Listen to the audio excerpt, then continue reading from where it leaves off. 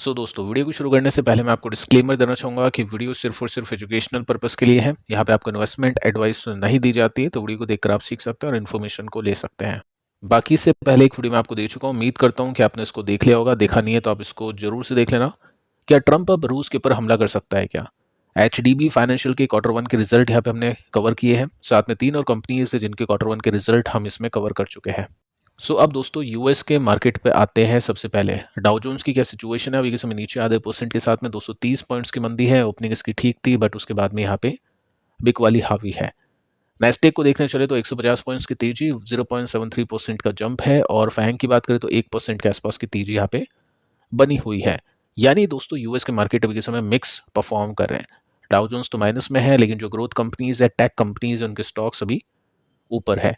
तो क्या रीजन है इसके पीछे का? दोस्तों यहाँ पे आप नोट कर सकते हैं, सीपीआई इन्फ्लेशन डेटा इन्वेस्टर्स ने डाइजेस्ट कर लिया। सबसे पहले तो डेटा कैसा है, एक्सपेक्टेशन बीट हुई है, मिस हुई, उसको हम आगे चल चेकआउट करने वाले हैं। साथ में जो बैंक्स हैं उनके नंबर्स अभी के समय फोकस में है। हो सकता है नंबर्स अच्छे नहीं आ रहे हो, क्योंकि जो डाउ जोन्स है उसके अंदर बैंकिंग जो कंपनीज है वो ज़्यादा है नेस्डेक के कंपैरिजन में। नेस्डेक में आई थिंक ऐसी कोई कंपनी देखने को नहीं मिलेगी, लेकिन डाउ जोन्स में बैंक्स, रिटेल, इस तरह की कंपनीज काफ़ी ज़्यादा है। साथ में दोस्तों आप नोट कर सकते हैं कि एनवीडिया का स्टॉक अभी के समय जंप कर चुका है, और इसकी वजह से नेस्डेक भी ऊपर है, और फैंग प्लस के इंडेक्स के अंदर भी एनवीडिया है, तो उसको भी जंप मिल रहा है एनवीडिया के स्टॉक के जंप करने के कारण। अब देखिए दोस्तों आगे चलते हैं। यहाँ पे आप नोट कर सकते हैं यूएस का जो सीपीआई है वो बढ़ चुका है 2.7% के साथ में। जून में मई के अंदर 2.4% का था, और उसके पीछे का रीजन है ट्रंप का टैरिफ। इसकी वजह से लागत बढ़ चुकी है, तो इन्फ्लेशन इंक्रीज कर चुका है। जैसा कि पॉवेल ने कहा था कि रेट कट हम अभी नहीं करेंगे, क्योंकि टैरिफ की वजह से इन्फ्लेशन बढ़ सकता है, तो रेट कट अभी नहीं होगा। उसके हिसाब से यहाँ पे डेटा भी आउट हो चुका है। साथ में हम देखें तो आपको इसमें देखने को मिलेगा कि ये सीपीआई जो इन्फ्लेशन है ये एक्सपेक्टेशन से थोड़ा सा स्लाइटली अबव है। 2.70% का है, एक्सपेक्टेशन 2.6% की थी। तो बहुत बड़ा यहाँ पे गैप नहीं है और बहुत बड़ी तेजी यहाँ पे नहीं है, लेकिन कोर इन्फ्लेशन की बात करें तो ये आपको देखने को मिलेगा लेस देन एक्सपेक्टेड। तो इनमें ठीक है, यहाँ पे डेटा कोर के अंदर हम देखें तो अच्छा खासा देखने को मिलता है। यहाँ पे भी आप नोट करोगे तो आपको दिखाई देगा कि मीट हो चुकी है एस्टिमेट। तो इन्वेस्टर्स ने इसको डाइजेस्ट कर लिया। अभी जो नंबर्स हैं, बैंक्स के जो नंबर्स आ रहे हैं और साथ में जो टेक कंपनीज की न्यूज़ है, उसके हिसाब से यूएस के मार्केट अभी के समय परफॉर्म करते हुए देखने को मिल रहा है। अब दोस्तों आते हैं कुछ कंपनीज के ऊपर। कंपनीज को लेकर कुछ बड़ी खबरें हैं, न्यूज़ है, उसको हम चेकआउट करते हैं। कुछ कंपनीज की न्यूज़ मार्केट बंद होने से पहले आई है, और काफ़ी कंपनीज की न्यूज़ मार्केट के बंद होने के बाद में आई है। तो कल के दिन उनके स्टॉक प्राइसेस में इम्पैक्ट पड़ेगा, उसको चेक करते हैं। देखो एक्सेल टेक आज के दिन 3% की गिरावट के साथ में बंद हो चुका है। ओपनिंग इसकी 1600 के ऊपर थी, बट क्लोजिंग इसकी हो जाती है 1570 के आसपास। रीजन दोस्तों आपको बताइए कि क्या है? नंबर्स अच्छे नहीं थे। एक तो एक्सपेक्टेशंस यहाँ पे मिस हुई थी। सेकंड, आपने देखा कि यहाँ पे जो मार्जिन है उसके फोरकास्ट को कम किया था। 18-19% की रेंज थी, जिसको घटा के 17-18% कर दिया, which is lower than expected या लोअर देन प्रीवियसली जो गिवन थे मार्जिन उससे। साथ में दोस्तों आप देख सकते हैं कि लॉन्ग टर्म के मार्जिन का जो गोल है 90-20 तक टिका हुआ है, लेकिन अभी कुछ टेम्परेरी बेसिस पे कुछ क्वार्टर में कंपनी अंडर परफॉर्म कर सकती है, क्योंकि इसका जो एक क्लाइंट है वो बैंकरप्ट हो चुका है। तो ये रीज़न यहाँ पे कंपनी ने मेंशन किया है। तो स्टॉक ने आज अंडर परफॉर्म करके क्लोजिंग दी है। साथ में आप नोट कर सकते हैं, अगर मैं एक लाइन को ड्रॉ करूँ यहाँ पे, जो मैं आपको बता चुका हूँ पिछले वीडियो में टेक्निकल चार्ट के अंदर, तो आपको पता होगा कि एक लाइन इस तरह से खींची जा सकती है, और उसको हम सपोर्ट की तरह यूज़ में इसको ले सकते हैं देखने के हिसाब से। अगली जो कंपनी है जिसका रिएक्शन आज के दिन आपने देखा, कंपनी का नाम है टाटा टेक। 2% की तेजी इसमें देखने को मिली है। कल के दिन हमने बातचीत की थी कि इस कंपनी के नंबर्स मोर देन एक्सपेक्टेड थे, अच्छे नंबर्स थे, और जो एचसीएल टेक थे उसके नंबर्स खराब थे एक्सपेक्टेशन से। तो ये रीज़न था कंपनी के स्टॉक के चलने के पीछे का। साथ में दोस्तों यहाँ पे एंटिसिपेट किया जा रहा है, यानी एक्सपेक्ट किया जा रहा है मैनेजमेंट की तरफ से कि Q2 में अच्छी रिकवरी आपको देखने को मिलेगी, और इसी की वजह से स्टॉक ने आज अच्छा परफॉर्म किया है। बाकी मैं आपको बता चुका हूँ कि रिवर्सल, जो मेन रिवर्सल है जिसमें स्टॉक ही बैरिश पैटर्न से बुलिश पैटर्न में आ जाएगा, उसमें टाइम है, क्योंकि स्टॉक काफ़ी नीचे है ऊपर से। लेकिन ठीक है, एक रेंज के हिसाब से अभी स्टॉक आपको चलता हुआ देखने को मिल रहा है। अब दोस्तों बात करते हैं कुछ और कंपनीज की जिनके कुछ बड़ी खबरें हैं। केपीआई ग्रीन आज के दिन 2.5% की तेजी के साथ में स्टॉक ने क्लोज किया। कंपनी को दोस्तों एक LOI मिल चुका है। कहाँ से? यहाँ पे आप पढ़ सकते हैं, 150 मेगावाट विंड पावर प्रोजेक्ट का। तो मार्केट को अच्छा लगा क्योंकि इसकी वजह से अच्छे ऑर्डर इसके पास में आ चुके हैं, अच्छी डील आ चुकी है, अच्छे रेवेन्यू निकल सकते हैं, अच्छे प्रॉफिट आ सकते हैं। तो स्टॉक ने 3% की उछाल के आसपास क्लोज किया है। यहाँ पे दोस्तों आप नोट कर सकते हैं कि एक बहुत अच्छे ट्रेंड के अंदर था स्टॉक, यहाँ से ट्रेंड चेंज होता है और यहाँ पे कंपनी का बॉटम बनता है और उसके बाद में रिवर्सल की यहाँ पे कोशिश की जा रही है। आपको पहले से ही पता है क्योंकि यहाँ पे हम चेक कर चुके थे सीखने के हिसाब से कि कंपनी का जो स्टॉक है ये कप एंड हैंडल पैटर्न बना रहा है और कप एंड हैंडल पैटर्न के ब्रेकआउट को अभी टाइम है। आज के दिन अच्छी तेजी मिली है लेकिन स्टॉक अपने रेसिस्टेंस के आसपास है। लेट्स सी कि कल या फिर आने वाले दिनों में क्या देखने को मिलेगा। बाकी Q1 के ऊपर सब कुछ यहाँ पे टिका हुआ है। अगली जो कंपनी इसका नाम है Naukri.com। अब देखिए आपको बताइए इस कंपनी का जो अपडेट आया था बिलिंग का यानी सेल्स का वो अच्छा नहीं था। मार्केट ने इसको पनिश किया था, स्टॉक नीचे गया था। लेकिन आज के दिन एक न्यूज़ आती है ओपन मार्केट के अंदर, उसका भी कुछ खास इम्पैक्ट नहीं है लेकिन न्यूज़ सुनना पढ़ना इंपॉर्टेंट है क्योंकि आपको पता चलना चाहिए कि कंपनी का बिजनेस और क्या है और कंपनी किस तरह से भी कामकाज करिए। कंपनी के दोस्तों Naukri.com का बिजनेस है जिसके अंदर कंपनी को कैश मिलता है, कमाई होती है। उस कैश को कंपनी इन्वेस्ट कर देती है बाकी स्टार्टअप्स में। तो स्टार्टअप में इन्वेस्टमेंट करने के लिए कंपनी ने एक यूनिट बना रखी है जिसका नाम है स्टार्टअप इन्वेस्टमेंट यूनिट या फिर उसका नेम है लेकिन एक यूनिट की तरह हम इसको देख सकते हैं जिसके अंदर कंपनी ने अभी 25 करोड़ रुपीज़ का छोटा सा इन्वेस्ट किया है। अब जो भी पैसे उसके पास में जमा होते हैं वो पैसे लगा देती है कंपनी स्टार्टअप के अंदर। साथ में दोस्तों अगर आप देखोगे तो स्टॉक अभी नीचे आ चुका है और ये वीकली पैटर्न है। थोड़ा सा डे चार्ट के अंदर तो बैरिश देखने को मिलता है बिजनेस अपडेट खराब आने की वजह से। वैसे ब्रॉडरली देखे तो थोड़ा सा बुलिश आपको देखने को मिलेगा। क्लियर पिक्चर आपको मिलेगी Q1 के रिजल्ट के अंदर।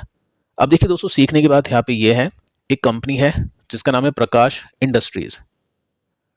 हो सकता है काफ़ी लोगों ने इसका नाम सुना हो और नाम सुनने के पीछे का रीज़न कंपनी के स्टॉक का बहुत अच्छे रिटर्न्स देना आई थिंक नहीं है या कोई बहुत अच्छी कंसिस्टेंसी या कोई बहुत बड़ा बिजनेस मॉडल होना नहीं है।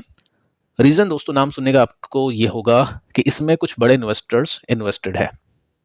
जिसे आप नेम देख सकते हैं डॉली खन्ना, मुकुल अग्रवाल, महावीर अग्रवाल, वो यूट्यूब वाले नहीं, ठीक है। तो इन्होंने इस कंपनी के स्टॉक में इन्वेस्ट कर रखा है। अभी दोस्तों न्यूज़ ये आती है, या आप देख सकते हैं 2:30 बजे के आसपास की न्यूज़ है। सो न्यूज़ दोस्तों ये आती है कि डॉली खन्ना ने स्टेक इंक्रीज किया है बाय 0.2% के साथ में, बहुत माइनर से स्टेक है।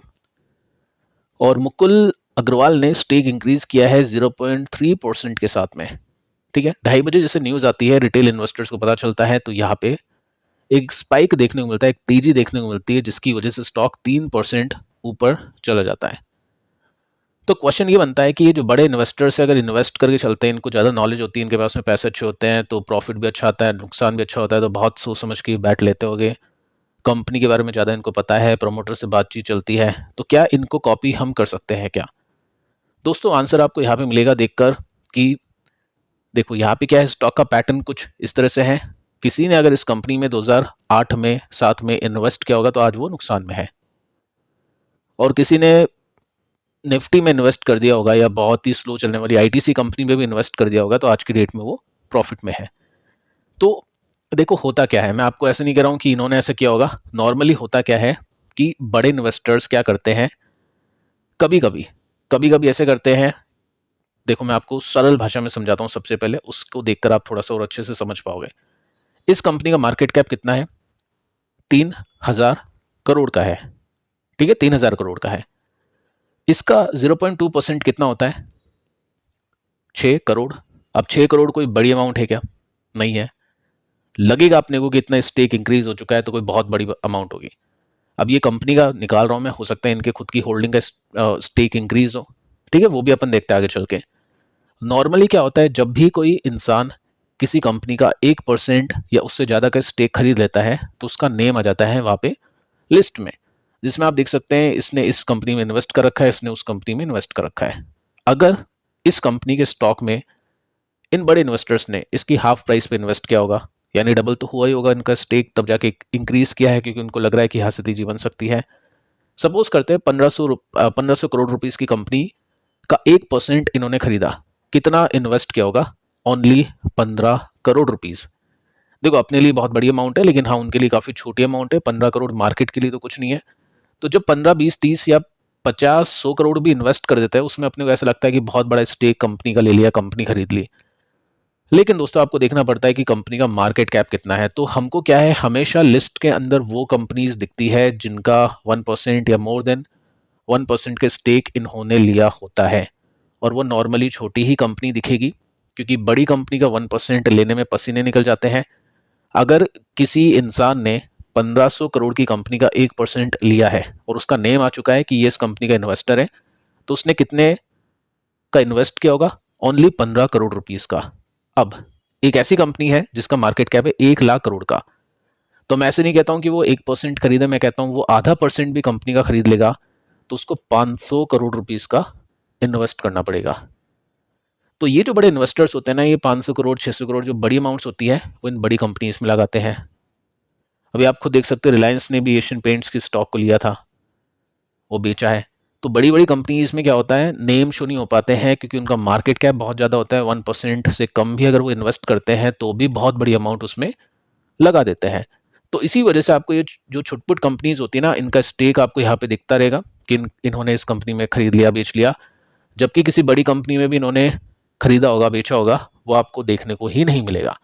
तो कभी भी ऐसा नहीं करना चाहिए कि इन बड़े इन्वेस्टर की पोर्टफोलियो को कॉपी करें, क्योंकि इनकी जो बड़ी कंपनीज है उनका आइडिया आपको है ही नहीं। ठीक है, तो ये यहाँ पे सीखने को मिलता है।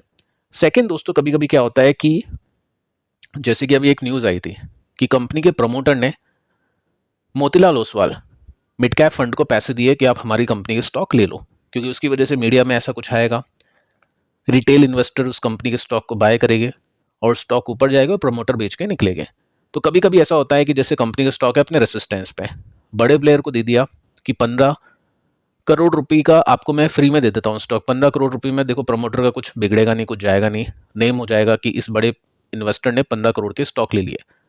अब उस स्टॉक का प्राइस बढ़ेगा, रिटेल इन्वेस्टर देख के खरीदेंगे और प्रमोटर यहाँ पे बेचने की कोशिश करेंगे। प्रमोटर जैसे भी स्टॉक 10% 20% भी ऊपर चल जाएगा तो प्रमोटर का तो आराम से 50-60 करोड़ उसी 10-15% में बन जाएगा। तो उसमें से 10-12 करोड़ रुपए जाना और बड़े इन्वेस्टर्स को फ्री में मिल जाना, अल्टीमेटली दोनों का फायदा होता है और रिटेल इन्वेस्टर्स का नुकसान होता है। ऐसा नहीं कर रहा हूँ कि उन्होंने यहाँ पे ऐसा किया होगा, लेकिन मोस्टली ऐसा ही होता है। रेसिस्टेंस के ऊपर सब चीज़ें होती हैं और कभी कभी फिर न्यूज़ आती है नेक्स्ट क्वार्टर में कि स्टेक पूरा का पूरा ही एग्जिट कर दिया। तो वो सब चीज़ें आपको थोड़ा सा देख के चलना है। कंपनी के फाइनेंशियल फंडामेंटल, खुद के कन्विक्शन से ही आपको कंपनी के स्टॉक में इन्वेस्ट करना चाहिए और उसी के द्वारा आपको कंपनी के स्टॉक से एग्जिट करना चाहिए, ना कि किसी की सुन के, किसी का पोर्टफोलियो देखकर। अगली जो कंपनी है दोस्तों, इसका नाम है डिक्सॉन टेक। यहाँ पे आधे % की गिरावट है। कल के दिन एक्शंस हो सकते हैं क्योंकि कुछ बड़ी न्यूज़ आफ्टर मार्केट क्लोजिंग इसमें आती हुई देखने को मिल रही है। एक न्यूज़ दोस्तों आई है शाम को 5 बजे के आसपास, जिसके अंदर आप नोट कर सकते हैं कंपनी ने डील की है, 51% बाय किया है क्यू टेक का, बूस्ट करने के लिए कैमरा और फिंगरप्रिंट मॉड्यूल प्रोडक्शन, मोबाइल के लिए, आईओटी के लिए और ऑटोमोटिव मार्केट्स के लिए। ठीक है, मतलब डिक्सॉन ने बाई किए 51% इस कंपनी को। सेकेंड न्यूज़ आती है कि अग्रीमेंट हो चुका है एक, I think Chinese company, name यहाँ पे आप देख सकते हैं, इस कंपनी का डिक्सॉन के साथ में, क्योंकि ये कंपनी प्रोड्यूस करेगी precision part for laptop and mobile devices. So देखते हो दोस्तों कल क्या होता है। ये वीकली चार्ट आपके सामने है, थोड़ा सा बुलिश पैटर्न देखने को मिल रहा है क्योंकि ये जो सपोर्ट था यहाँ तक स्टॉक पहुंचा नहीं, पहले ऊपर से घूमने की कोशिश करा। अभी रेसिस्टेंस के बीच में ये गैप बचता हुआ देखने को मिल रहा है। अब देखिए दोस्तों, कुछ ब्रेकआउट वाली कंपनीज के ऊपर बातचीत करते हैं या फिर कुछ ऐसी कंपनीज के ऊपर बातचीत करते हैं जिनके स्टॉक्स में बड़ी तेजी अच्छे वॉल्यूम के साथ में देखने को मिली है। कौन सी कंपनी के स्टॉक में ब्रेकआउट हुआ है और कौन सी कंपनी के स्टॉक में ब्रेकआउट नहीं हुआ है, उसको चेक करते हैं। देखो, फर्स्ट कंपनी रोसेरी बायोटेक, 6% की तेजी, बड़ी तेजी के साथ में परफॉर्मेंस यहाँ पे हो चुका है और 4000 करोड़ का मार्केट कैप कंपनी का, 30 का पी रेशो है। तो छोटी कंपनी में देखो 5-7 करोड़ रुपीस लगते ही कंपनी का स्टॉक इस तरह से चल पड़ता है, वो चीज़ आपको थोड़ा सा ध्यान में रखना है। अगर आप वैसे कंपनी के स्टॉक का स्ट्रक्चर देखोगे तो लिस्टिंग के बाद में बहुत अच्छा परफॉर्म किया, लेकिन जैसे ही रशिया यूक्रेन हुआ, इन्फ्लेशन की चपेटे में कंपनीज आई, केमिकल कंपनीज, और उसके बाद से रिकवरी यहाँ पे काफ़ी मुश्किल होती जा रही है क्योंकि ग्लोबल इश्यूज अभी चलते जा रहे हैं। कोई भी ऐसी बात है नहीं जिसमें हम बोल सकते हैं कि ग्लोबल सिचुएशन में शांति है ताकि कंपनी अच्छे से एक्सपोर्ट कर पाए, ऐसा कुछ भी देखने को नहीं मिल पा रहा है। सो यहाँ पे दोस्तों चार्ट का पैटर्न आपको ये बताएगा कि ये कुछ बॉटम यहाँ पे बने हैं स्टॉक के, क्योंकि इस बॉटम को कंपनी के स्टॉक ने नहीं तोड़ा। कुछ रेसिस्टेंस की बात करें तो ये रेसिस्टेंस देखने को मिलेगा, बीच में आपको ये गैप देखने को मिलेगा। तो ट्रेडर के काम का स्टॉक है, इन्वेस्टर के तो पैसे बने नहीं। तो ट्रेडर ने यहाँ पे क्या करते हैं गैप को जो भी फिल होता है उसको कैप्चर करने की कोशिश करते हैं, उसमें प्रॉफिट निकालने की कोशिश करते हैं। अब उसके लिए सिग्नल कैसे मिलता है? उसके लिए दोस्तों सिग्नल मिलता है ब्रेकआउट्स के जरिए। जैसे अगर आप देखोगे तो यहाँ पे डे चार्ट के अंदर ये कुछ रेसिस्टेंस अभी चल रहे थे कंपनी के स्टॉक के, यहाँ पे स्टॉक आ रहा था वापस से नीचे, यहाँ पे स्टॉक आया वापस से नीचे, ठीक है, लेकिन कंपनी का स्टॉक यहाँ से पार हो गया, यानी इसको एक ब्रेकआउट के रूप में कंसीडर किया जा सकता है। साथ में अगर आप देखोगे तो वॉल्यूम भी काफ़ी ह्यूज है, तो वॉल्यूम प्लस एक ब्रेकआउट, रेसिस्टेंस का ब्रेक होना एक प्रॉपर ब्रेकआउट बताता है। तो यस, यहाँ पे एक ब्रेकआउट हमने आज के दिन देखा। नेक्स्ट जो कंपनी है जिसके स्टॉक में बड़ी तेजी देखने को मिली है, 15% का जंप है, वारी एनर्जीज नहीं है, वारी रिन्यूएबल टेक है, जो वारी एनर्जीज के लिस्ट होने से पहले मार्केट के अंदर काम कर रही है। अब देखिए दोस्तों, यहाँ पे आपके मन में भी क्वेश्चन होगा कि इस कंपनी के ऊपर अब ज़्यादा कुछ होता नहीं है, वारी एनर्जीज आ रही है तो इन्वेस्टर वहीं पे लगे हुए हैं, क्योंकि उस कंपनी का मार्केट कैप 1 लाख करोड़ का है और इसका होगा आई थिंक 10-12-15 करोड़ का, 1000 करोड़ का, ठीक है। तो मेन जो कंपनी है ना वो वारी एनर्जीज है। इसको एक सब्सिडरी कंपनी बोल सकते हैं या उसी की एक छोटी कंपनी हम इसको बोल सकते हैं। तो स्टॉक का प्राइस आज ऊपर जाता हुआ देखने को मिला है, क्योंकि Q1 के जो रिजल्ट है आने अभी बाकी है, और रिजल्ट आने से पहले की तेजी है यहाँ पे मेंशन कर रखा है। देखते हैं नंबर्स कैसे आते हैं। रिजल्ट कब है? 17 जुलाई को इस कंपनी के रिजल्ट आने वाले हैं, तो उससे पहले की तेजी देखने को मिली है। अब देखो यहाँ पे इन्वेस्टर को लगेगा बड़ी तेजी, ब्रेकआउट्स वगैरह, देखो रेसिस्टेंस तो पहली बात तो इसका ब्रेक हुआ नहीं है, तो वैसे ब्रेकआउट नहीं है। सेकंड, बड़े वॉल्यूम्स है, यानी आगे चल के हो भी सकता है। लेकिन मैंने आपको पूरा डेटा इसका इसलिए दिखा रखा है क्योंकि पहले की पिक्चर आपको देखने को मिलेगी, यहाँ पे भी अच्छे वॉल्यूम थे लेकिन स्टॉक थोड़ा सा ऊपर गया वापस से डाउन ट्रेंड के अंदर। यहाँ पे भी अच्छे वॉल्यूम थे, यहाँ पे भी अच्छे वॉल्यूम थे, ठीक है। तो अभी प्रॉपर देखना पड़ेगा नंबर्स कैसे हैं, प्रॉपर रिवर्सल्स वगैरह होते हैं या नहीं होते हैं।